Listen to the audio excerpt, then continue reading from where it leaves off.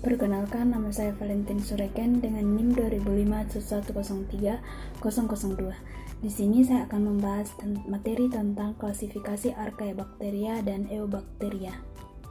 Archaebacteria berasal dari bahasa Yunani yaitu archaeo yang berarti kuno dan bacteria yang berarti bakteri.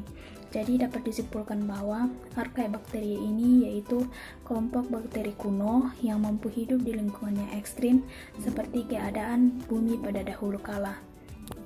Archaebacteria ini memiliki ciri-ciri: yang pertama, tidak memiliki peptidoglikan, yang kedua, RNA dan protein ribosom mirip dengan eukariotik, yang ketiga, mampu hidup di wilayah yang ekstrim, misalnya di laut mati, sumber air panas, ataupun di daerah yang tidak memiliki oksigen sama sekali. Nah, adapun klasifikasi dari Archaebacteria ini, yang pertama ada metanogen. Metanogen ini dapat hidup di tempat yang tidak ada oksigen, menghasilkan gas metana, dan dia adalah anaerob obligat atau tidak butuh oksigen untuk hidup. Nah, ini adalah contoh dari metanogen. Metanogen ini juga digunakan dalam pembuatan biogas. Nah, klasifikasi yang kedua ada halofil.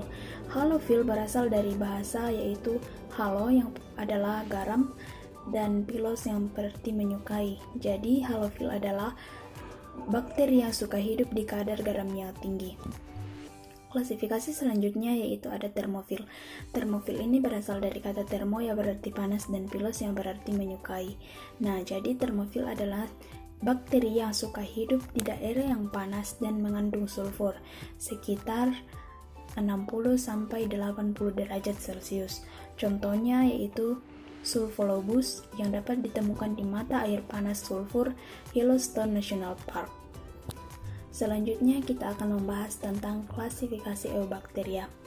Eubacteria ini tidak memerlukan tempat yang ekstrim untuk hidup, melainkan hidup di sekitar kita. Eubacteria ini juga sering disebut sebagai bakteri sejati.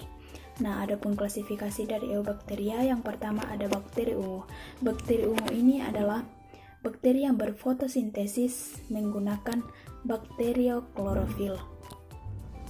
Bakteri selanjutnya yaitu ada bakteri gram. Bakteri gram dapat dibagi menjadi dua, yaitu gram positif dan gram negatif. Gram positif adalah bakteri yang memiliki peptidoglikan tebal dan berwarna violet, sedangkan gram negatif adalah bakteri yang memiliki peptidoglikan tipis dan berwarna merah.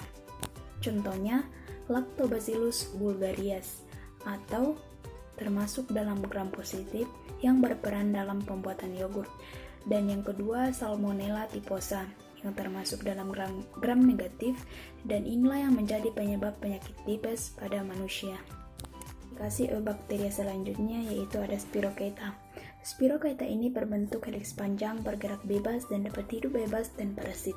Contohnya Treponema pallidum. Yang keempat ada Cyanobacteria. Cyanobacteria ini mempunyai klorofil A seperti tumbuhan dan dapat melakukan fotosintesis dan mempunyai sel khusus yaitu Heterogista akinet biosit. Nah, ketiga sel khusus ini mempunyai fungsinya masing-masing, dan Cyanobacteria ini terdapat di perairan, contohnya Anabaena.